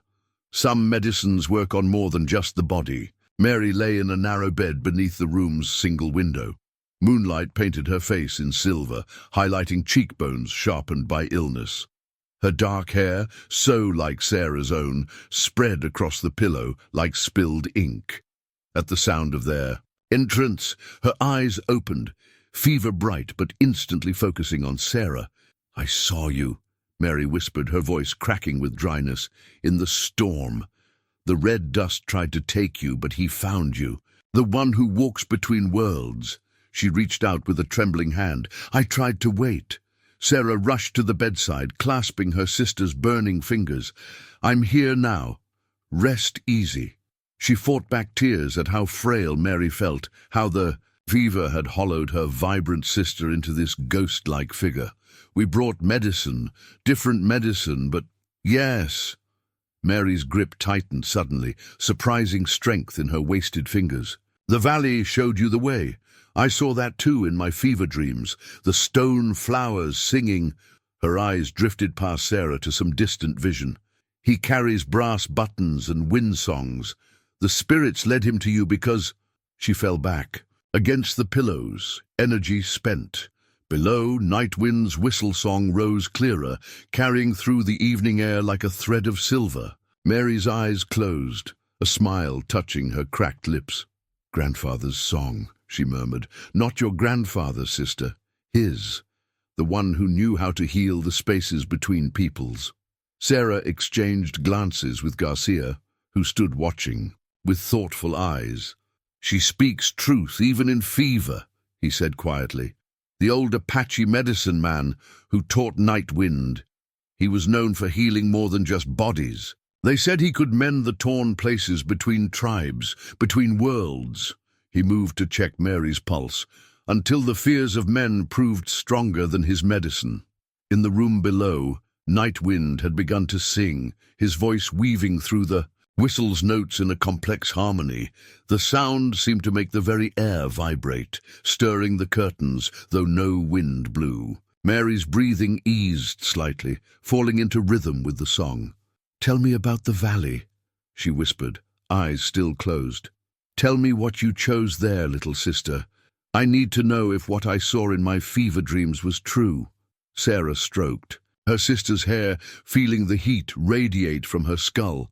There were stone flowers that sang, petroglyphs that changed as we watched. The very earth kept time with ancient songs. She paused, remembering, "And we chose to walk the twilight, a path together, whatever comes." Mary's smile deepened. "Good. The fever showed me two paths. In one, fear won. The barriers stayed strong, and the land bled for another generation." Her hand tightened on Sarah's. "But in the other, a widow and an outcast broke the pattern. Their choice opened doors for others to follow." Her voice trailed off as Night Wind's song reached a new intensity. Sarah could smell unfamiliar herbs burning below, their smoke carrying notes of sage and cedar, and something sweeter, more exotic. Garcia moved to open the window wider, letting the medicine smoke drift up to Mary's bed. "He blends traditions," the doctor observed. "Apache healing songs, yes, but also something older. Listen, there are Spanish rhythms in his chant and something that might be Pueblo." He smiled slightly. "Like the town itself, his medicine refuses to stay in neat categories." Mary stirred, turning her face toward the smoke. "The buttons," she murmured. "Ask him. Ask him to bring them. Each one holds a story of mercy. The fever feeds on old angers, old fears, but those buttons—" She drifted into sleep mid-sentence, her breathing easier than before.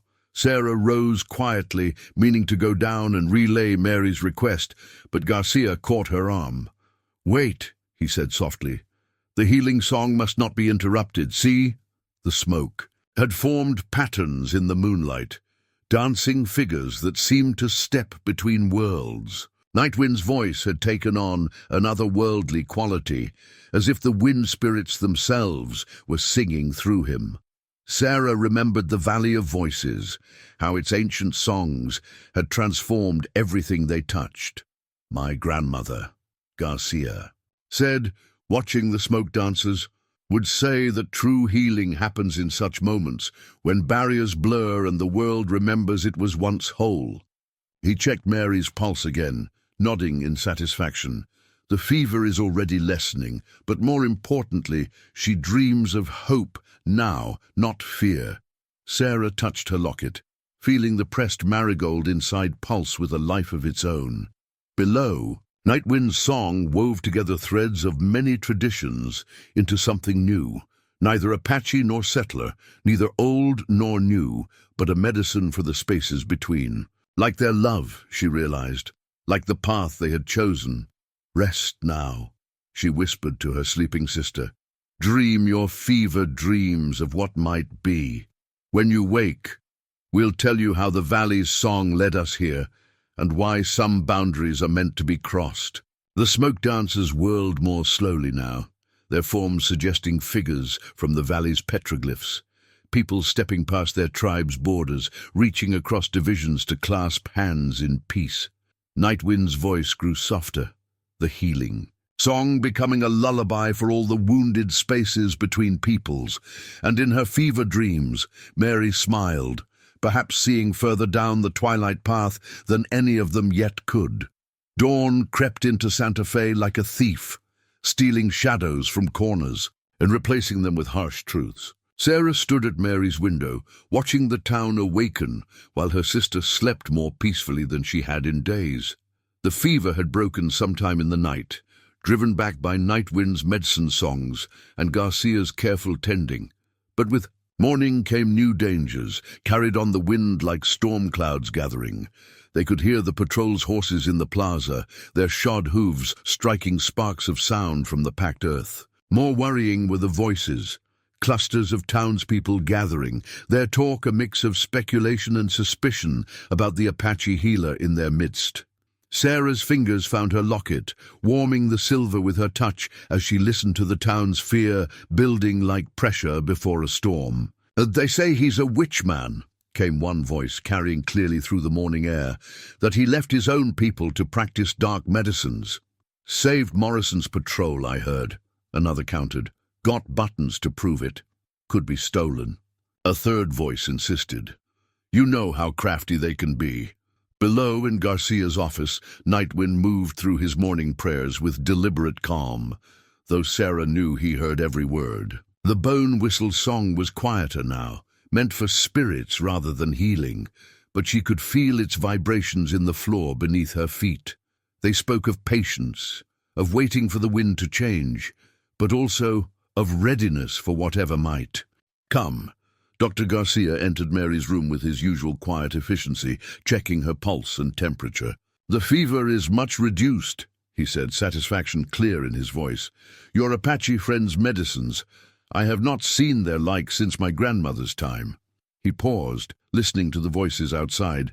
"But now we face a different kind of fever, one that cannot be cured with herbs and songs alone." As if to emphasize his words, the sound of breaking glass came from the street. Someone had thrown a rock through the office's front window.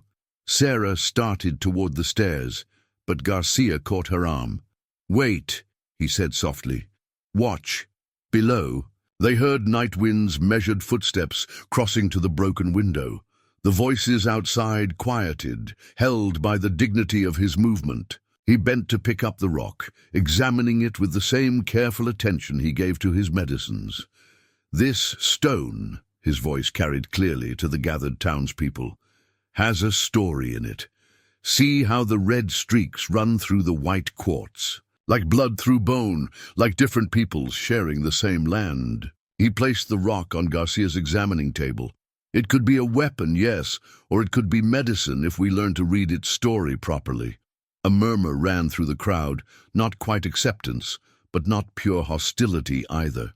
Sarah recognized the skill of it, how he had taken their fear and reshaped it into something that might, with care, bloom into understanding. But the moment of possibility was broken by the arrival of more cavalry riders, led by a lieutenant whose brass buttons gleamed with threatening newness.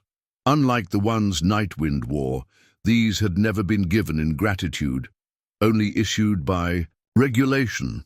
"The Apache renegade known as Nightwind," the lieutenant's voice rang with formal authority, "is wanted for questioning regarding recent raids along the territory's eastern border. Any citizen harboring him will be considered an accomplice." "Recent raids!" Garcia's quiet voice carried a lifetime of authority. "When exactly, Lieutenant?" "Stevens," the officer supplied stiffly, "and the raids occurred 3 days ago near Fort Union." "Interesting." Garcia stepped onto his small balcony, addressing the crowd. "Since this Apache has been in my sight for the past 4 days, helping to heal Mary Mitchell of a dangerous fever. Unless he possesses magical powers beyond even what rumors claim, he could not have been in 2 places at once." Sarah felt a surge of gratitude for the old doctor's quick thinking, even as she recognized the dangerous waters they were navigating. A lie, even one meant to protect, could shatter the fragile trust Nightwind had built with his brass buttons and healing songs. Below, Nightwind stood in Garcia's doorway, his presence drawing all eyes. The brass buttons at his throat caught. The morning sun, each one a small shield against suspicion. "I have not raided since leaving my people 5 summers ago," he said, his voice pitched to carry to the farthest listener. "The buttons I wear were given by Lieutenant Morrison himself, for choosing to save lives rather than take them." He touched his medicine pouch. "I walk a different path now, one that seeks to heal the wounds between peoples, not deepen them." Lieutenant Stevens shifted in his saddle, clearly unsettled by this calm defiance of his authority. "Morrison's gone east," he said sharply, "and his word carries no weight here now. We have reports, you have fears." Mary's voice came suddenly from behind Sarah, startling everyone. She stood in her doorway, pale but steady, wrapped in a blanket. "The fever let me see them clearly. Fears of change, of boundaries breaking, of new songs being sung." She swayed slightly, and Sarah rushed to support her. "But I saw other things too. A valley where stone flowers bloom. A path between worlds that must be walked, or all our children will inherit is more hatred, more death." The crowd stirred, uneasily. Mary had friends among them, people who had known her as a voice of reason, of gentle wisdom. Her words carried weight, even coming from a fever bed, or perhaps, Sarah thought, especially coming from a fever bed, where some believed truth spoke more clearly. The lieutenant's hand strayed to his pistol, but Garcia's voice cracked like a whip. "This is a house of healing, Signor. Would you violate that sanctuary, draw weapon against a sick woman and her healer? What story would that write in the territory's memory?" The morning wind had picked up, carrying with it scents of sage and cedar from Nightwind's medicines. Sarah felt her locket grow warm against her skin, and when she opened it, the pressed marigold seemed to glow with its own light. She remembered the Valley of Voices, how its song had promised that change was possible if they were brave enough to sing it into being. Mary's hand found hers, fever-warm but strengthening. "The storm gathers," she whispered, her eyes seeing past the immediate tension to something further ahead. "But remember what the valley taught you, sister. Some storms come not to destroy, but to transform."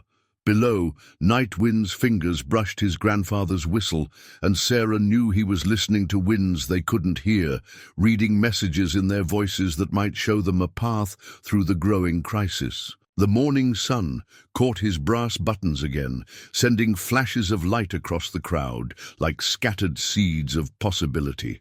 The standoff at Garcia's office had drawn most of Santa Fe's population to the plaza, but it was the arrival of 3 dust-covered riders from the east that transformed the tense tableau into something more dangerous. Sarah recognized the lead rider's swagger even before he dismounted. James Morrison, younger brother of the lieutenant who had given Nightwind his brass buttons, and a man known for carrying his own particular poison of prejudice and pride. "That Apache wearing my brother's buttons?" James Morrison's voice cut through the morning air like a rusted blade. "The ones he claims were freely given." He spat in the dust, hand resting meaningfully on his gun belt. Time to set that story straight. Nightwind stood motionless in Garcia's doorway, but Sarah felt the subtle shift in his stance, the stillness of a hawk before diving. The brass buttons at his throat seemed to dim, as if sensing the shadow of lies about to be cast over there. "Truth. Your brother lives," Nightwind said quietly, his voice carrying clearly despite its softness. "Because the wind spirits led me to his patrol. Because I chose to share water rather than watch them die." His hand went to the buttons. "These were given as testimony to that truth." "My brother was delirious," James snapped, "didn't know what he was doing. And now he's been dismissed from the cavalry, discharged without honor for sympathizing with hostiles." His face twisted. "Your help destroyed him." Sarah felt Mary's hand tighten on her arm. Her sister's fever had broken, but something of its visionary power lingered in her grip. "Watch," Mary whispered. "The moment splinters here, like light through crystal, showing many paths." Lieutenant Stevens had drawn his horse closer, clearly sensing an advantage in Morrison's arrival. "So the buttons were not freely given," he said with satisfaction. "That makes you a thief as well as a renegade." "No." The new voice came from the crowd's edge, where an elderly Mexican woman had stepped forward. Sarah recognized her as Doña Luz, the curandera who sometimes worked with Garcia. "I remember that time. Morrison's patrol stumbled into town, half dead. The lieutenant himself told me how the Apache healer had saved them, had led them to water when their own maps showed none. And I witnessed him give those buttons, Garcia added, his quiet authority carrying its own weight. Each one freely offered with words of gratitude and brotherhood. I wrote it in my medical log, as I write all things of significance. Would you like to see the entry, Lieutenant Stevens? A murmur ran through the crowd. Written records carried power in a territory where many agreements were sealed only with handshakes and easily broken promises. But James Morrison was not so easily deterred. My brother's career is still destroyed, he snarled, his reputation ruined. Someone has to answer for that. His hand moved to his gun. The morning wind suddenly gusted, carrying with it the sharp scent of approaching rain, unexpected in the dry season. Nightwind's grandfather's whistle hummed in his medicine pouch, its sound rising above the crowd's restless shifting. And, in that moment of tension, Mary's voice rang out with fever-born clarity. "I see 2 buttons in the dust," she called, her words carrying the weight of prophecy. One buried deep, feeding hatred's roots, the other shining, growing flowers where blood might have flowed. She swayed against Sarah, but her voice remained strong.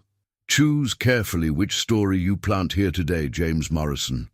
Some seeds, once sown, cannot be unchanged." The plaza held its breath. Sarah felt the pressed marigold pulse in her locket like a second heartbeat. She remembered the Valley of Voices, how its stone flowers had bloomed with possibility.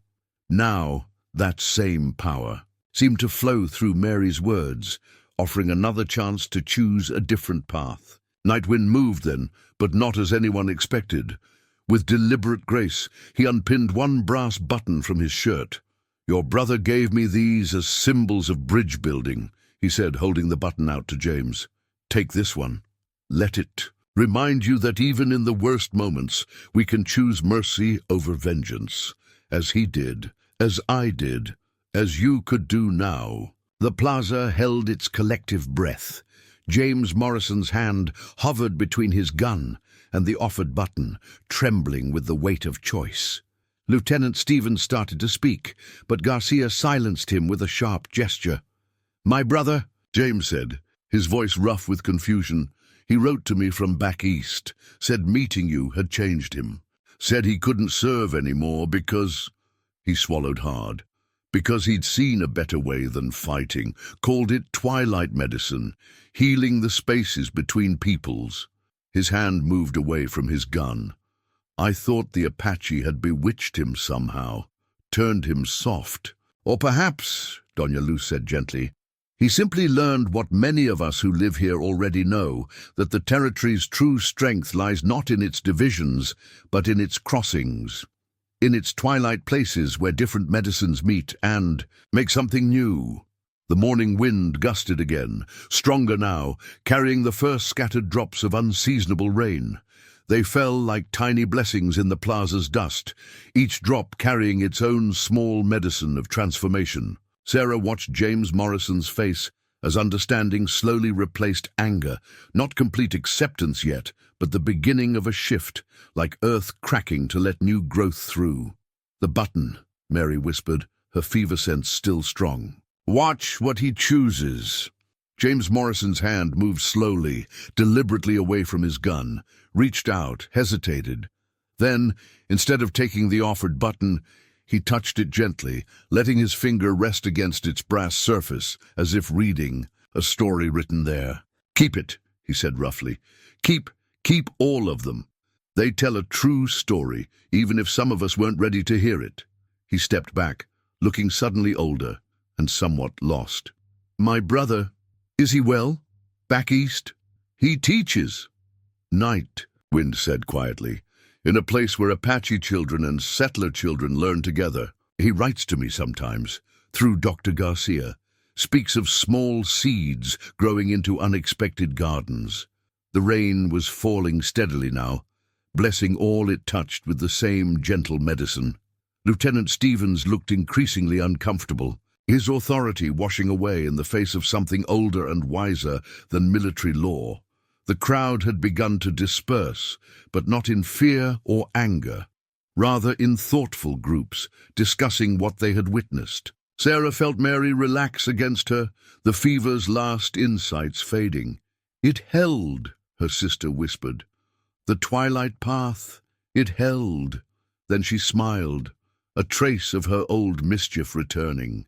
"Though your story, little sister, is far from over." The brass button gleamed in the rain-washed light, each drop that touched it carrying reflections like scattered possibilities. The wind sang through the plaza, bearing notes that reminded Sarah of the Valley of Voices, of stone flowers blooming against all odds, of new medicines being born in the spaces between worlds.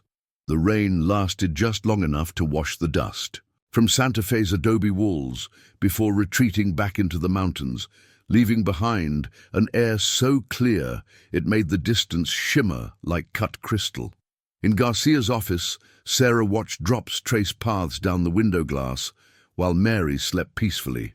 In the chair beside her, the fever had left her sister's face drawn, but serene, like a desert landscape after storm's passage. Nightwind sat cross-legged on the floor, laying out his medicines with careful precision. The brass buttons at his throat caught afternoon light, throwing small rainbows across the walls. His fingers moved through familiar rituals. But Sarah noticed how he incorporated some of Garcia's herbs alongside his traditional remedies, a small but significant bridging of practices. "Your sister's fever broke completely during the confrontation," Garcia said, entering with a fresh pot of coffee that filled the room with its rich aroma, as if the healing needed to happen on many levels at once. He poured cups for everyone, including one for Nightwind, who now accepted the settler's drink without hesitation. "Sometimes medicine works in circles, not straight lines." "Like the valley's song," Sarah murmured, remembering how the stone flowers had bloomed in spiral patterns. She touched her locket, feeling the pressed marigold's presence like a warm pulse against her skin. One healing leads to another if we let it. A knock at the door made them all turn. James Morrison stood in the entrance, his usual swagger replaced by something more uncertain. He held his hat in his hands, turning it nervously. I brought something," he said, pulling a creased envelope from his coat. "A letter from my brother. Came last week. I didn't read it all, but—" He held it out to Nightwind. "There's parts about you, about what he's doing back east. Thought maybe you'd want to know." Nightwind accepted the letter with grave courtesy. "Thank you. Would you like to stay while I read it? Perhaps learn more of your brother's new path?" The invitation hung in the air like the last drops of rain, heavy with possibility. James shifted uncomfortably but nodded, sinking into the chair Garcia offered. Sarah watched as Nightwind opened the letter, noting how his fingers traced the words, as if reading more than just ink on paper. "My dear brother," he began reading.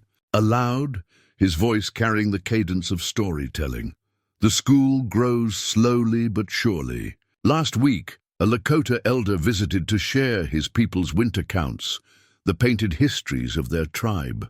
Our students, both native and settler children, sat spellbound as he showed how stories could be read in pictures, in the patterns of beadwork, in the very way a robe was tanned and sewn." As Nightwind read, Sarah saw James Morrison's face change, softening as he heard his brother's voice in the words. The letter spoke of small victories, a settler child learning Apache words for plants and their medicines, a native student teaching others how to read weather in cloud patterns, parents from both communities slowly beginning to visit the school, drawn by their children's excitement. "And always," Nightwind continued, "I remember that day in the desert when an outcast medicine man chose to save enemies rather than let them perish. The buttons I gave him were poor payment for such a lesson, but perhaps they served their purpose, showing how small things, freely given, can mark the beginning of greater changes." Mary stirred in her chair, opening eyes that still held echoes of fever sight. "The circles widen," she murmured, "like rain on still water. Each choice we make sends ripples we cannot measure." James Morrison turned to her, drawn perhaps by the prophecy in her tone. "You saw something, didn't you, in your fever, about all this?" I saw many paths, Mary said softly. Some led to more bloodshed, more hatred. But others, she smiled, reaching out to touch one of Nightwind's brass buttons. Others showed new medicines being born, schools where different wisdoms meet, trading posts where languages blend, churches where old songs and new prayers rise together. Heresies, James muttered, but without conviction. His hand strayed to his chest, where Sarah guessed his own brother's letters lay close to his heart. And yet, Garcia interrupted gently, here we sit, Apache and settler, Mexican and American, each drinking coffee and sharing stories. He gestured to his shelves of medicines, where Nightwind's herbs now sat alongside European remedies. The territory herself shows us the way, if we're wise enough to look. Where desert meets mountain, the most interesting plants grow. Outside, they could hear the plaza returning to its normal rhythms, Mexican merchants calling their wares, American traders haggling prices, Apache women selling baskets and pottery. But something had shifted in the tone of their interactions, as if the morning's rain had washed away a layer of suspicion, revealing possibilities that had always existed beneath. Lieutenant Stevens won't let this rest, James warned, but his voice carried more resignation than threat. He's new to the territory, doesn't understand its complications. The lieutenant, Nightwind said quietly, carries his own fevers. Perhaps in time, he too will learn that some boundaries exist only in our minds. He carefully refolded his brother's letter. Until then, we continue our work, building bridges, sharing medicines, teaching those who are ready to learn. Sarah watched the interaction between the two men, former enemies now sitting together, sharing coffee and cautious words of peace. She thought of the Valley of Voices, how its stone flowers had bloomed in impossible soil. Perhaps this was similar.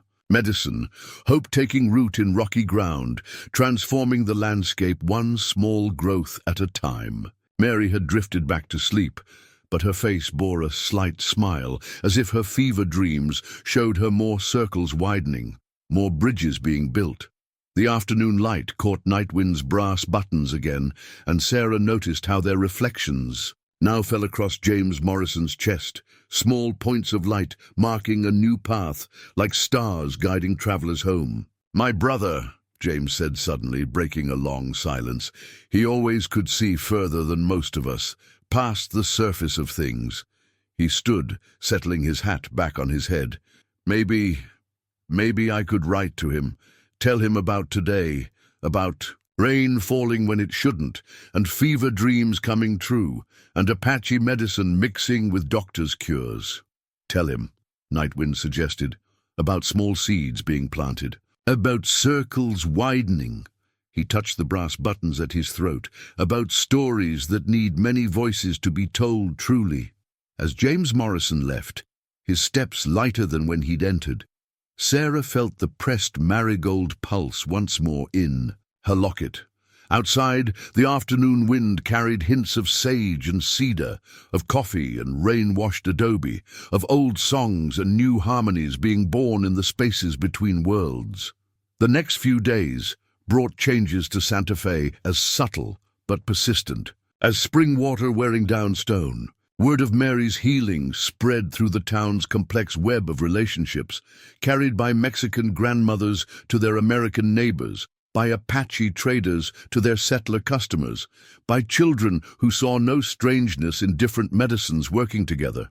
Sarah noticed the shift first in small things, how the general store began stocking some of the herbs Nightwind used, displayed alongside Garcia's traditional remedies, how people stopped falling silent when she and Nightwind passed, instead offering cautious greetings, how Doña Luz had taken to sitting with them in the evenings, teaching Nightwind the Spanish names for plants while learning their Apache properties in return.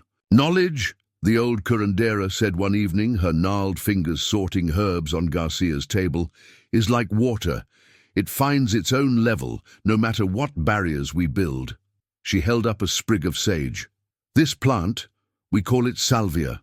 The Apache have their name, the Americans another, but its medicine remains the same, no matter what tongue speaks its power.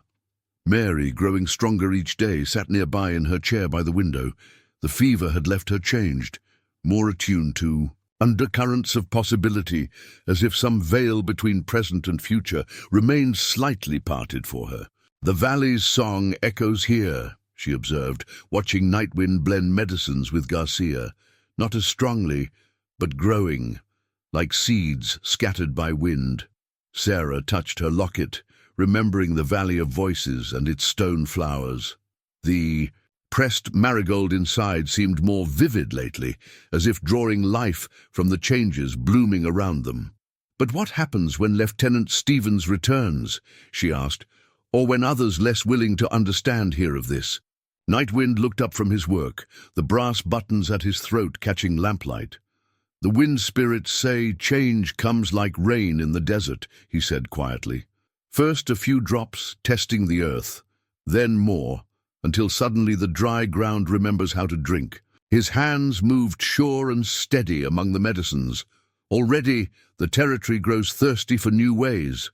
As if to prove his words, their evening was interrupted by an unexpected visitor. Reverend Matthews stood awkwardly in Garcia's doorway, his usual certainty softened by something like curiosity. We have a situation," he began. "A family, newly arrived from Boston.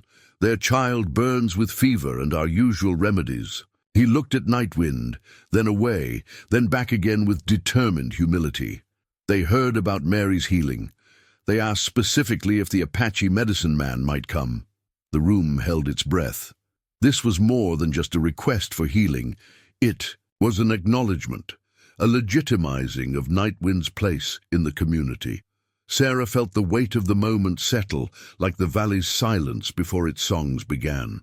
Nightwind rose smoothly, gathering specific herbs with practiced care. "The child's age?" he asked, his voice carrying neither triumph nor reproach. "And how long has the fever burned?" As Matthews described the symptoms, Sarah watched the minister's face.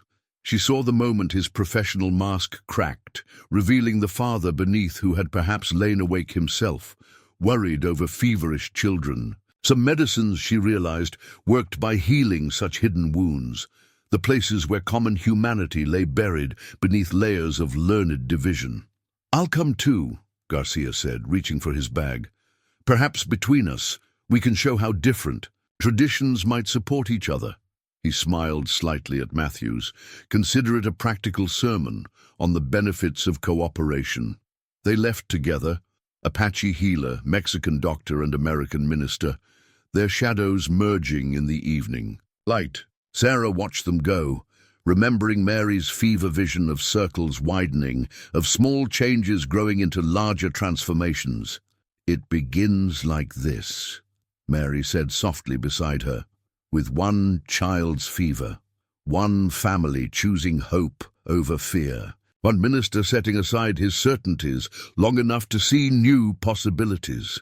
She reached for Sarah's hand. "Just as it began, with one storm throwing you into Nightwind's path." Doña Luz continued sorting herbs, but her lined face bore a satisfied smile. "When I was young," she said, "my grandmother told stories of times before borders, when healing wisdom flowed free as water between peoples. Perhaps we do not need to build new medicines so much as remember old truths." The evening wind carried fragments of conversation from the plaza, English, Spanish, and Apache mixing freely in the cooling air. Sarah heard children's voices among them, playing games that borrowed words from all three languages. Near the church, someone had begun singing a hymn, its melody unexpectedly harmonizing with an Apache healing song from further down the street. "But what of your homestead?" Mary asked suddenly. "And Nightwind's people? Surely this peace we've found here can't last forever?" Sarah opened her locket, studying the pressed marigold that had witnessed so much change. "Perhaps," she said slowly, "the homestead could become something new, a place between, like the Valley of Voices. Somewhere different medicines could be taught, different stories shared." She looked at her sister. "You saw something like this in your fever dreams, didn't you?" Mary's smile held echoes of prophetic fire. "I saw many seeds being planted. Some here in Santa Fe, others scattered across the territory. The valley's song spreading, teaching those ready to hear that boundaries are more porous than we believe." She touched one of Nightwind's medicine bundles. "But such gardens need tending. They don't grow strong without care and courage." Night deepened around them, stars emerging like scattered silver buttons across the sky. Somewhere in town, a child's fever was being met with combined medicines, watched over by men who yesterday might have been enemies. And in that simple scene, Sarah sensed larger patterns forming, new paths being walked, old wounds beginning to heal. Doña Luz began humming as she worked, an ancient tune that seemed to draw harmony from the evening winds. After a moment, Mary joined in, her voice carrying threads of the valley's song. Their blended music rose into the night air like medicine smoke, offering healing to any who were ready to receive it. A week after the rain, Nightwind and Sarah rode out to her homestead, following trails that seemed somehow different after their journey through the Valley of Voices. The brass buttons at his throat had gained new companions, small tokens of gratitude from those he'd helped heal, each one marking another bridge built, another boundary crossed. Ghost and Thunder moved together like old friends, their different breeding forgotten in the rhythm of shared journey. "The wind spirits are restless today," Nightwind said as they crested a rise overlooking Sarah's land. "They speak of changes coming, bigger than any we've seen yet." He touched his grandfather's whistle, which had begun humming softly on its own. "Your sister's fevered dreams are spreading, taking root in others' minds." Sarah surveyed her homestead with new eyes.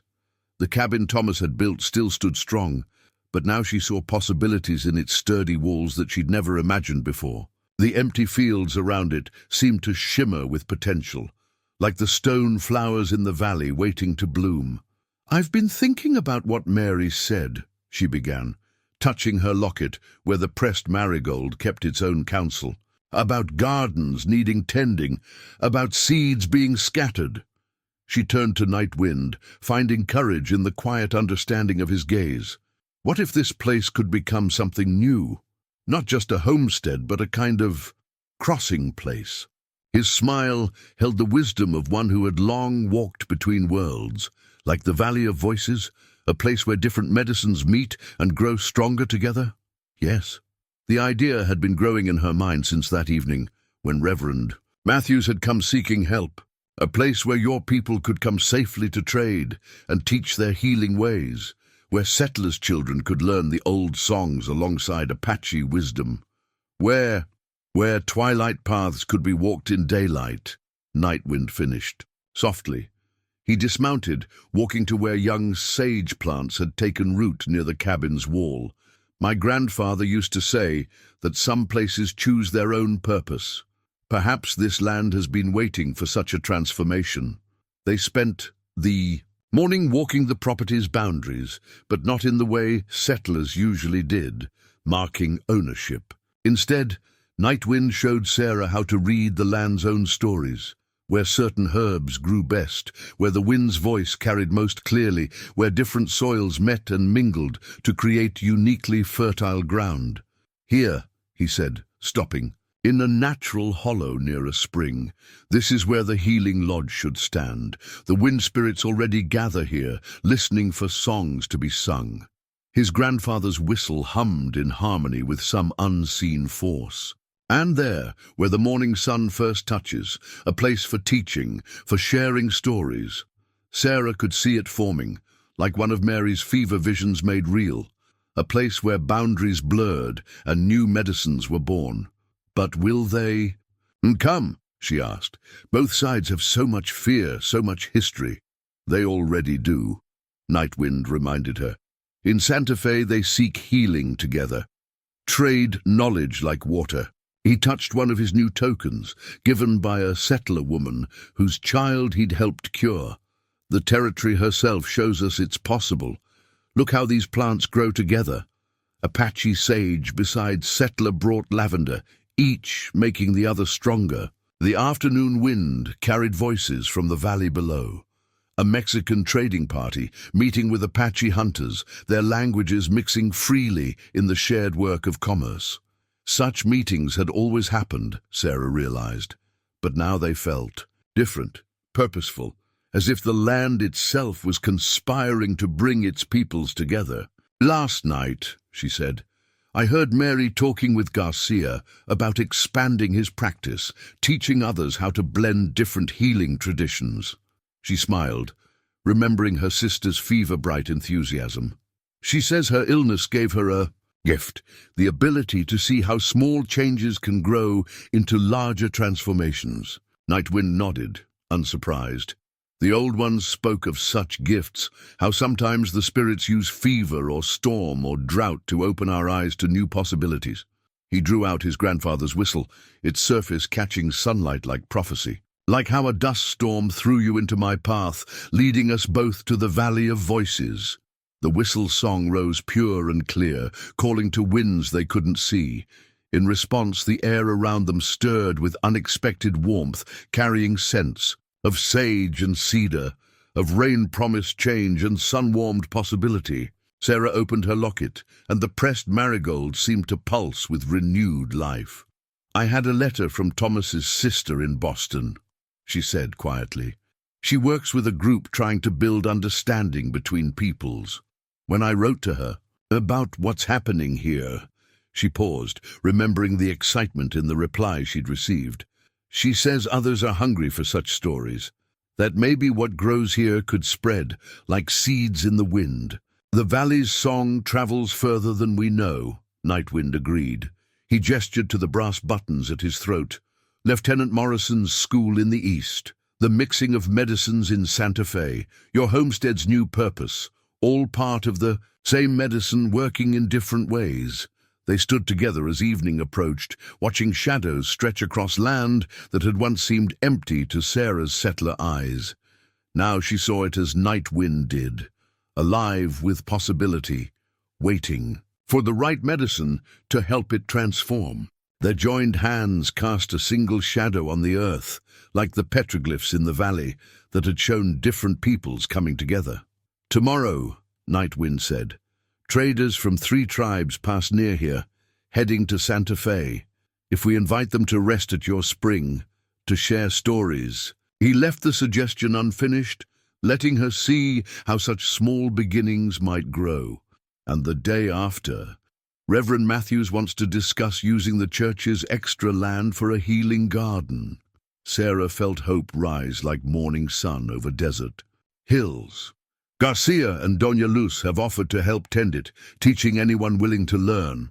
The wind carried a distant harmony, Apache songs meeting church hymns somewhere in the valley, neither diminished by the mixing. Above them, the first stars emerged like scattered silver buttons across the darkening sky. Nightwind's grandfather's whistle hummed softly in his medicine pouch, singing of bridges built and boundaries transformed. "The valley showed us possible futures," Sarah said, remembering stone flowers blooming against all odds. "But it's up to us to make them real, isn't it? To tend the gardens of change no matter what storms come." Nightwind's smile held all the wisdom of twilight paths, walked with courage. "Yes, but we don't walk alone anymore. The medicine grows stronger with each heart that opens, each hand that reaches across old divisions." He touched the tokens at his throat, each small truth freely given, making space for larger healing. As darkness gathered, they sat on the cabin's porch, sharing water from the same canteen as they planned their garden of change. The wind sang with possibilities, and somewhere in its voice, Sarah heard echoes of the Valley of Voices, not fading, but growing stronger, calling others to walk their own twilight paths toward transformation. The summer solstice dawned clear and bright, painting Sarah's transformed homestead in shades of promise. Where empty fields had stretched 3 months ago, gardens now bloomed with carefully tended rows of healing plants. Apache medicines growing alongside European herbs, Mexican flowering vines twining with desert sage. The morning air carried There mingled scents to where Sarah stood on her porch, watching the first visitors arrive for the day's gathering. Her fingers found her mother's locket, opening it to reveal the pressed marigold that had witnessed so much change. Beside it now lay a small brass button given by Night Wind on the day they had pledged their lives to walking the twilight path. Together, the two tokens seemed to glow in the early light, like the stone flowers that had bloomed in the Valley of Voices. "The wind spirits are singing today," Night Wind said, joining her at the railing. The buttons and tokens at his throat caught the sun, each one marking a story of healing, of boundaries crossed, of new medicines shared. "They say more will come than we expected." Already, the hollow near the spring filled with people who would once have kept wary distance from each other. Garcia and Doña Luz had set up their teaching space beneath a ramada woven from willow branches, showing a mixed group of students how to prepare fever medicines that blended different traditions. Mary, fully recovered and glowing with purpose, sat with a circle of women, Apache, Mexican, and settler, recording their shared wisdom in a book that would help preserve these emerging healing ways.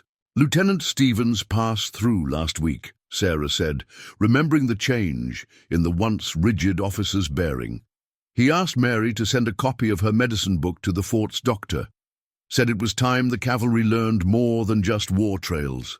Nightwind's smile held quiet satisfaction. "And James Morrison writes that his brother's school in the East grows stronger.